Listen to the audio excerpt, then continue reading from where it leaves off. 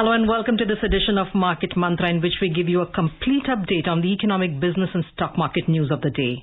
I am Anubha Rohatgi and with me is my co-anchor in Hindi, Manoj Pathak. नमस्कार। Market मंत्र की ताजा अंक में आपका स्वागत है। आधे घंटे के इस कार्यक्रम में हमेशा की तरह हम देश और दुनिया की चुनी हुई कारोबारी, आर्थिक और शेयर बाजार से संबंधित ताजा खबरों को लेकर हाजिर हैं। हमारे साथ खबरों पर चर्चा के लिए स्टूडियो में आज आमंत्रित हैं आर्थिक मामलों के वरिष्ठ विश्लेषक जयंतो दास। जयंतो, कार्यक्रम में आपका स्वागत है। शुक्रिया। आइए शुरुआत करते हैं अंग्रेजी में हेडलाइंस है, जिसे लेकर मौजूद हैं Anubha Rohatgi. Thank you, Manoj. Domestic markets end the last day of the Samvat 2077 on a weak note. Sensex closed below 60,000 level. Nifty shed 0.3%. Country's largest bank SBI reports 69% jump in quarterly net profits.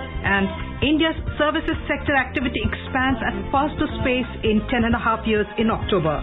संवत 2077 के अंतिम दिवस पर घरेलू share बाजार में हुई गिरावट। Sensex 60,000 के स्तर से एक बार फिर नीचे आकर हुआ बंद। निफ्टी 0.3% लौटा। देश के सबसे बड़े बैंक एसबीआई का तिमाही शुद्ध लाभ 69% उछला और देश में इस वर्ष अक्टूबर महीने में सेवा क्षेत्र में गतिविधियां पिछले 10.5 वर्षों के सबसे तेज गति से बढ़ी।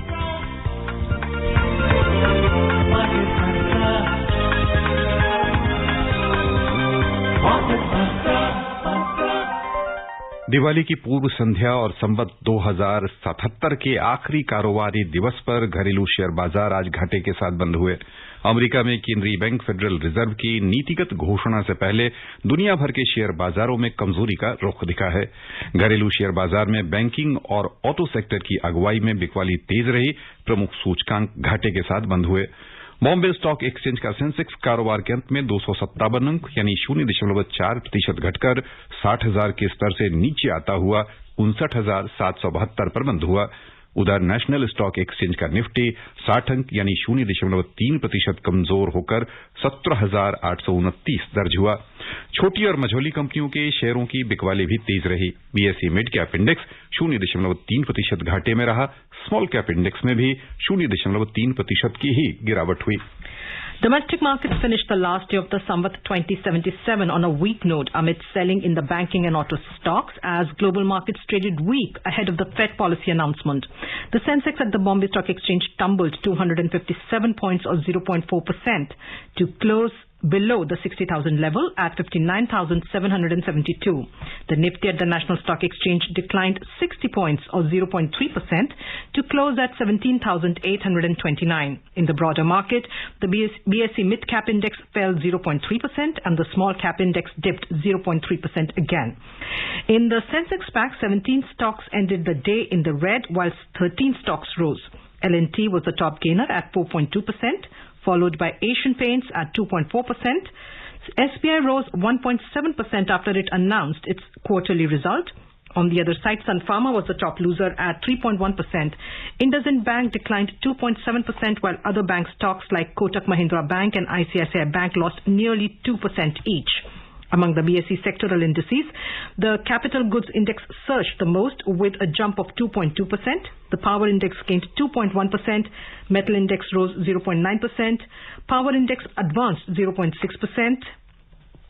Among the losers, the telecom index declined the most at 1.5%. The banking index slumped 1.3%. Consumer durable and the auto indices dipped 1.1% each. The finance index lost 0.8%. FMCG index fell 0.6%. Energy index was down 0.4%. The healthcare index ended 0.3% lower, while the oil and gas and the IT indices ended flat.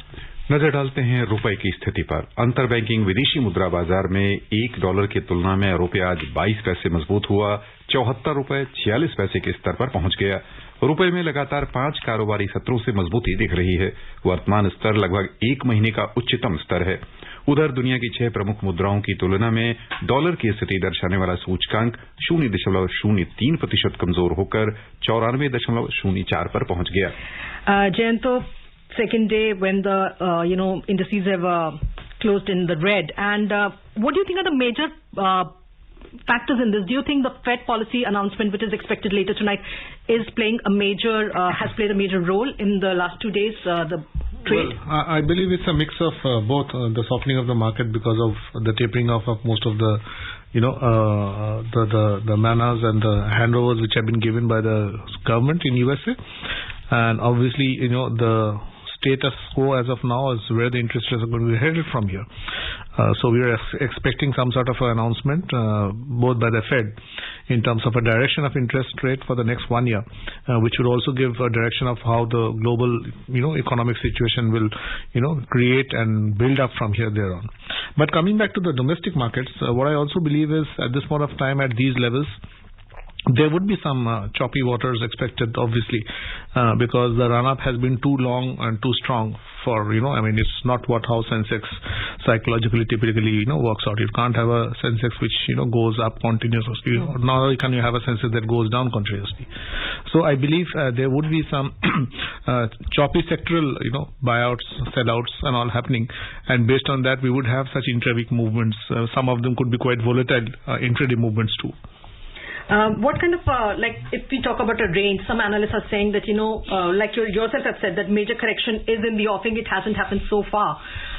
But what is the range of the correction do you expect? Like some people are saying that 10 to 12% is the norm. Some analysts believe so that is what is expected in the coming months.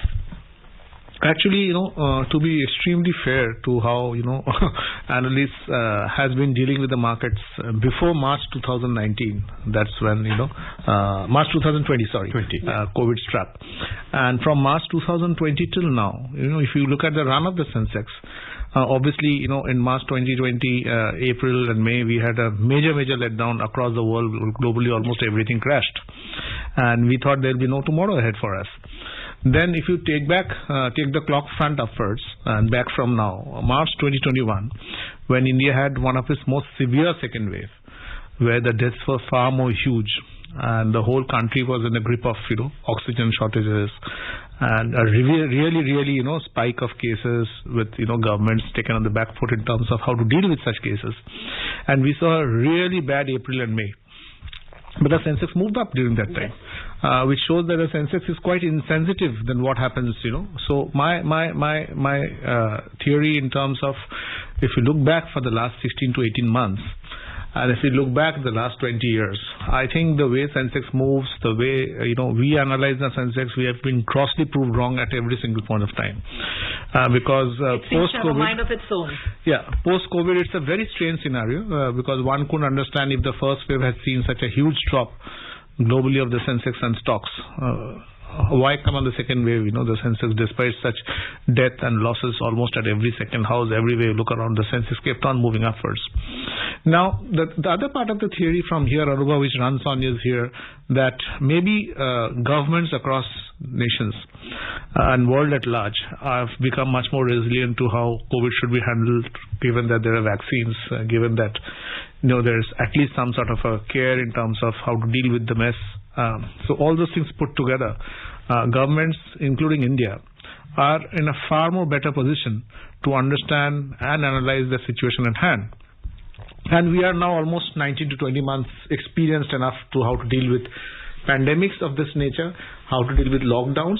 And even in the second lockdown, if you look down closely, most of the small industries, although they were closed, there were a lot of clusters which were kept open because governments and state governments at that time were experienced enough to handle such clusters. So taking a cue from there, I do believe that yes, a major showdown is expected in terms of, maybe, a really good headstrong correction. But then we have been speaking of corrections for the last 4 years, if you see. Right. And if you take away the COVID scenario, from that March to May 2020, there actually has not been a deep correction in terms of a technical correction, which we call, which the market should augur in. So, if you ask me very frankly, I'll be quite happy if the Sensex hovers around that 58 to 61,000 levels and remains at these levels for the next 2 to 3 months, which I will believe is an extremely healthy consolidation of what levels that we are in, rather than thinking of a stage where we believe that there can be a really deep down correction which will scare the markets to a great extent. यहाँ पर श्रोताओं हम लेना चाहेंगे एक छोटा सा विराम के बाद फिर से हाजिर होंगे लेकर कार्यक्रम मार्केट मंत्र। बने रहिए हमारे साथ। बड़े भैया इस कहावत को जरा एक्सप्लेन तो करिए कि पैसा पैसा जोड़ के बन जाए रुपया। सिंपल है छोटे कि इन्वेस्टमेंट थोड़े से पैसों से भी शुरू हो सकता है भैया। ओहो तो ये बात है। हाँ छोटे, आज थोड़े से पैसों को सही जगह लगाएंगे तो कल जरूरत के वक्त पर वही काम आएंगे। बड़े भैया छोटे, भारत के सबसे बड़े स्टॉक एक्सचेंज NSE द्वारा निवेशकों के हित में जारी। सोच कर समझ कर इन्वेस्ट कर। मार्केट मंत्र में एक बार फिर से आपका स्वागत है। श्रोताओं, हमारे साथ हैं आर्थिक मामलों के वरिष्ठ विश्लेषक जयंतो दास और हम चर्चा कर रहे हैं घरेलू शेयर बाजार पर।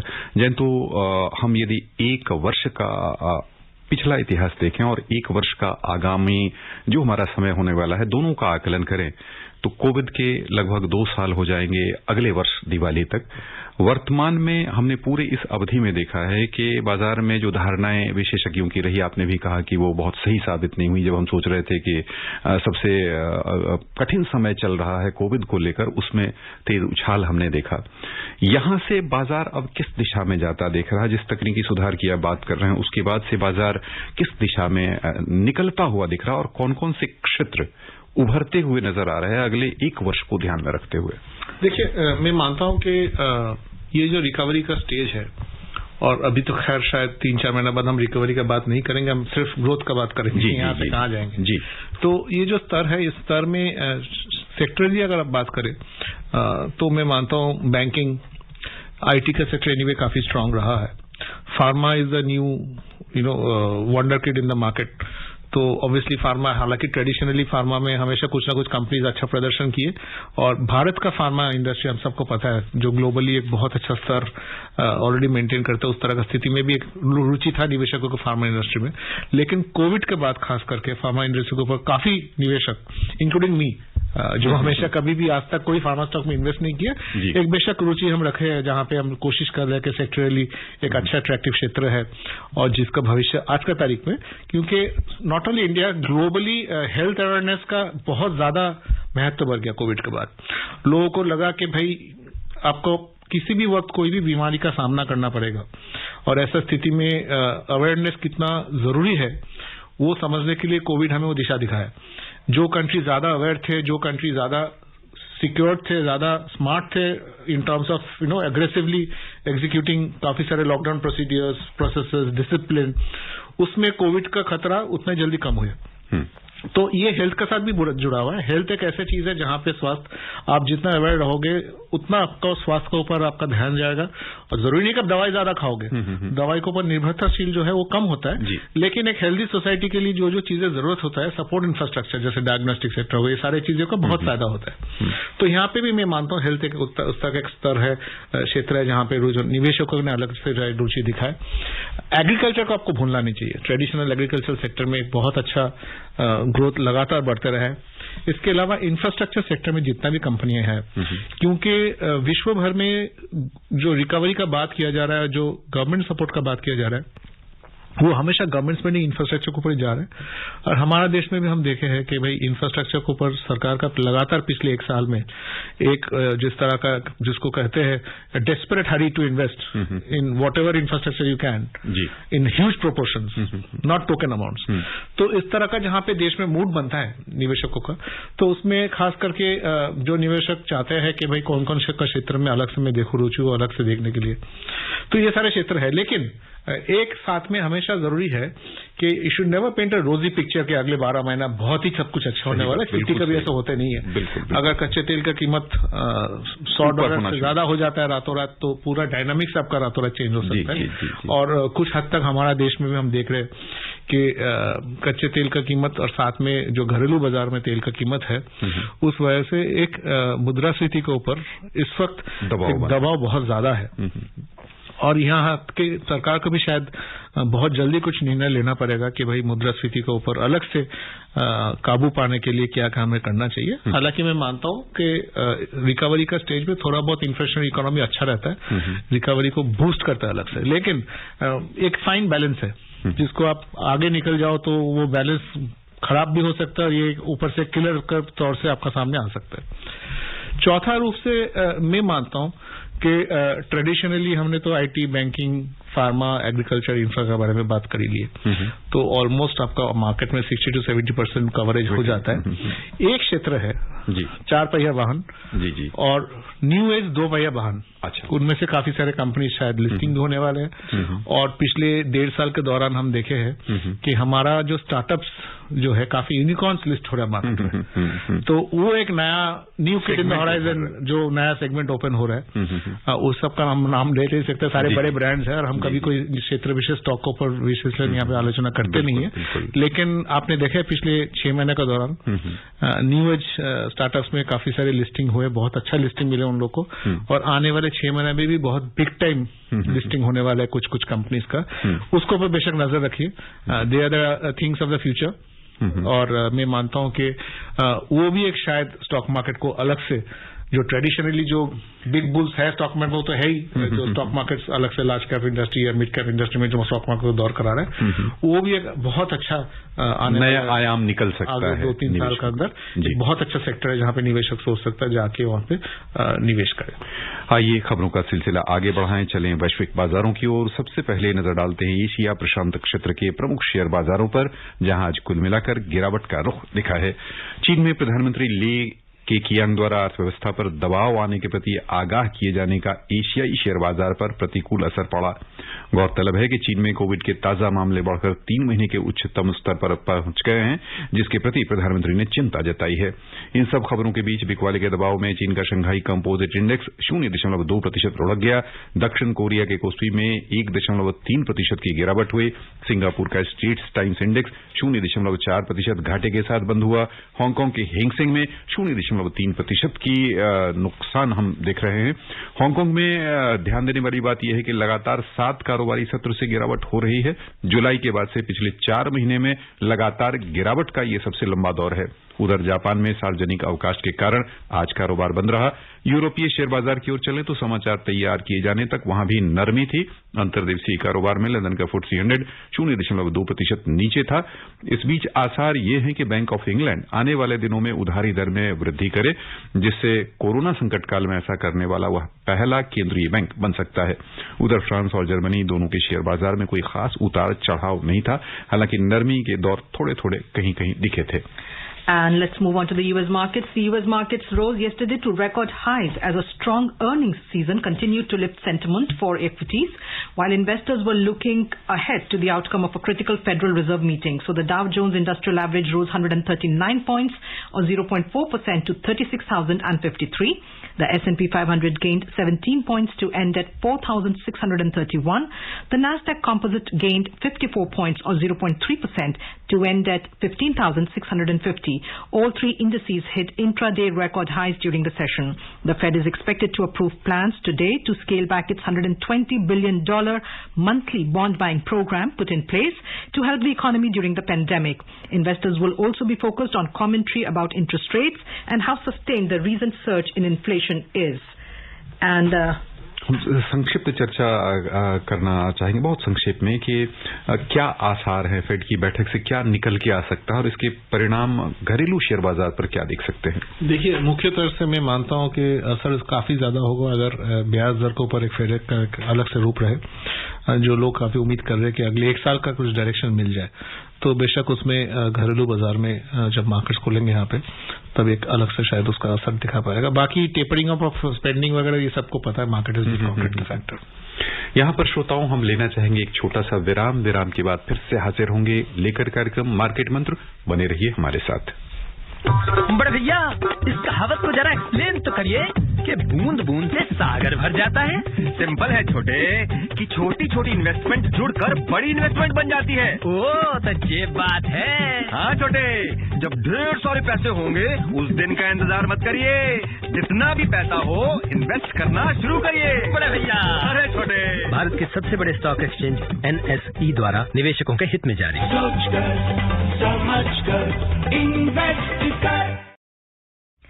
Welcome back to Market Mantra, where we have Jayanto Das in studio to discuss stories with us. And let's move on to the next major story coming from the country's largest bank. Country's largest bank, State Bank of India, SBI, today reported a 69% year-on-year jump in its consolidated net profit at 8,889.8 crore rupees in the second quarter on higher credit demand and decline in bad loans. SBI's credit growth in the quarter was driven by a 15.17% jump in personal retail loans. The asset quality of the bank improved, with the gross non-performing assets declining to 4.9% of the gross advances in the September quarter against 5.28% gross NPA a year ago. Net NPAs also declined to 1.5% of the advances from 1.6% in the year ago period. संक्षिप्त प्रतिक्रिया यहाँ भी भारतीय state bank के प्रदर्शन पर इसे उल्लेखनीय माने, संतोषजनक माने, क्या संतोषजनक मैं मानता हूँ, क्योंकि मार्केट थोड़ा सा शायद इससे ज्यादा एक्सपेक्ट कर रहे थे. And yeah, let's get on to the next story, which is coming from the services sector. India's services sector expanded at the strongest pace in nearly 11 years in October, a monthly survey has said. IHS Market Services Purchasing Managers Index PMI accelerated to 58.4 in October from 55.2 in September. In PMI parlance, a point above 50 means expansion, while a score below 50 denotes contraction. This is a third straight month when the services sector activity has witnessed an expansion in output. However, services businesses also faced the 16th successive monthly increase in input costs, with the inflation rate hitting a 6-month high and outpacing its long-run average. Jayanto, good news coming from the services sector. It's the biggest sector in the country, Indian economy. But like we just said, the services are also a little worried about the rise in inflation. Yeah, surely, and not only inputted costs, because as I said, it's a very balanced, fine balance sort of a scenario at this point of time, because any growth of inflation from here onwards would be carrying much more damage than benefit to the overall economic growth. So I think governments as well as RBI has to take an important view in terms of where the interest rates are headed. To some extent, directives should be received by what the Fed Bank says tonight. Just one more thing, this survey also says that more jobs were created. So, overall it's a kind of you'll be getting mixed signals, because services sector has expanded, you're getting more jobs, but like we said, that's also the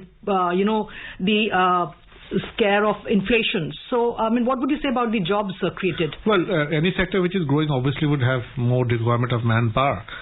So it's actually a good positive correlation always to have. But then, as I said, the cost of manpower, if it increases disproportionate to the cost of income or the cost of revenue, then it brings in a concern, and that's where inflation plays an important role. आइए चलें खबरों का सिलसिला आगे बढ़ाते हैं. केंद्रीय प्रत्यक्ष कर बोर्ड सीबीडीटी ने इस वर्ष 1 अप्रैल से लेकर 1 नवंबर के बीच 91 लाख आयकर दाताओं के बीच 1,12,000 करोड़ रुपए से अधिक का रिफंड जारी किया है.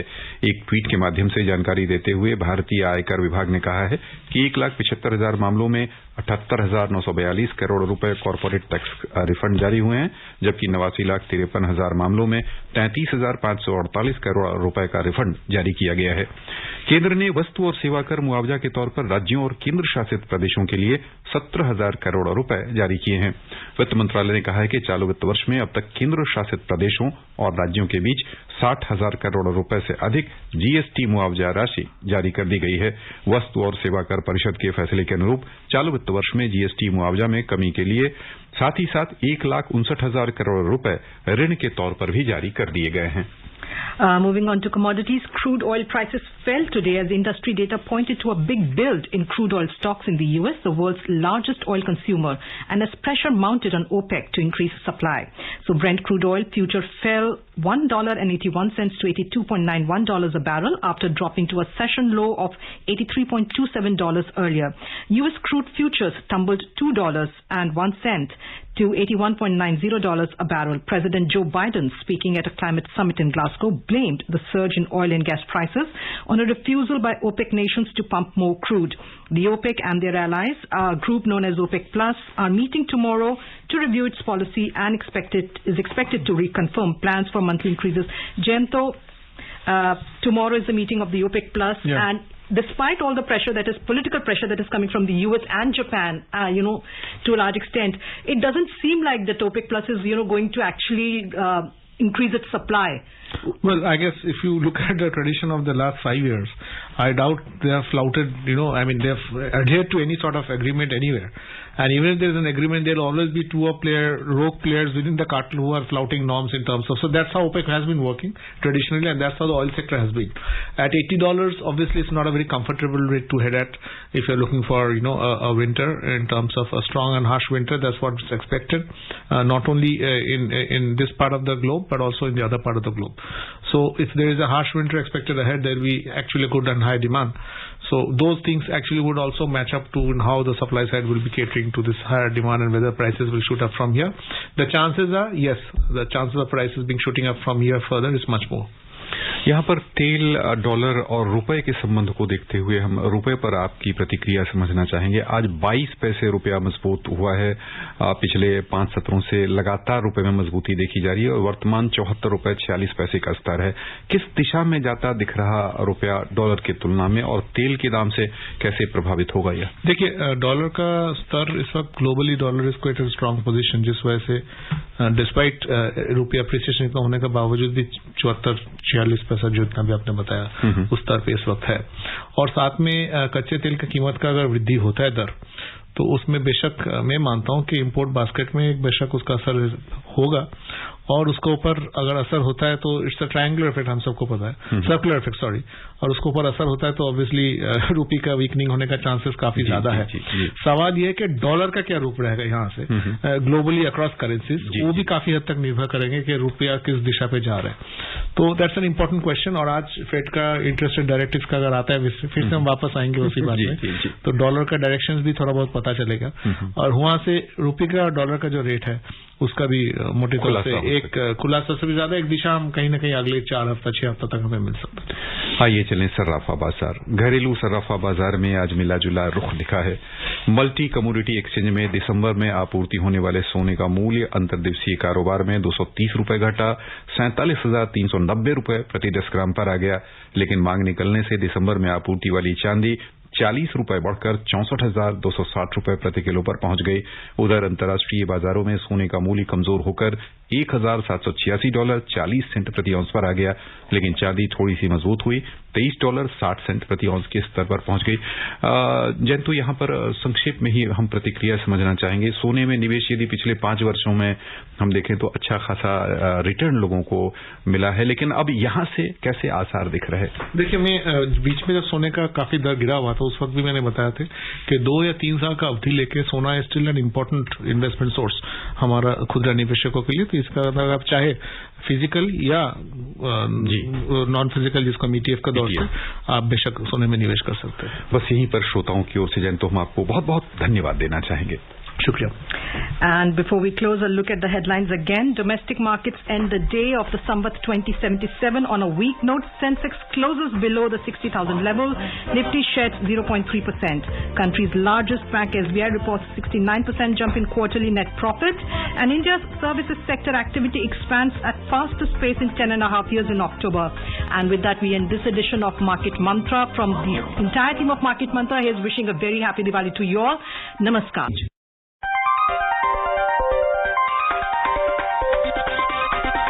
Market